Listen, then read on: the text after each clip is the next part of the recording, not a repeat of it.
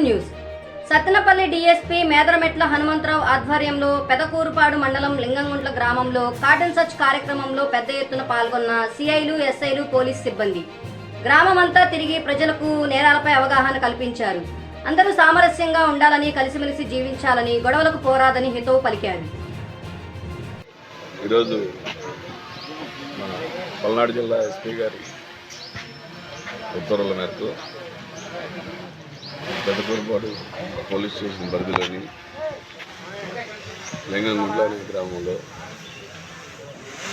Cotton search operation జరిగింది. సుమారు 100 మంది పోలీసులతో ఈ ఆపరేషన్లో భాగంగా ప్రతి ఇల్లు కూడా సర్చ్ చేయడం జరిగింది.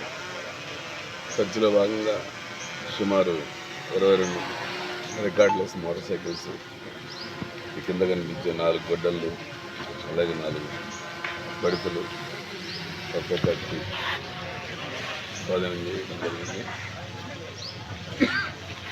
అయితే ఈ కారణానికి వచ్చి ఆపరేషన్ ఎందుకు చేస్తున్నామంటే ఎలక్షన్ టైంలో ఫ్రీక్వెంట్గా ఇక్కడ గొడవలు కూడా జరుగుతున్నాయి.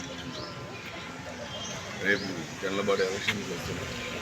ఎలక్షన్స్లో ఎలాంటి గొడవలు లేకుండా ప్రశాంత వాతావరణంలో చేసుకోవాలనే ఉద్దేశంతో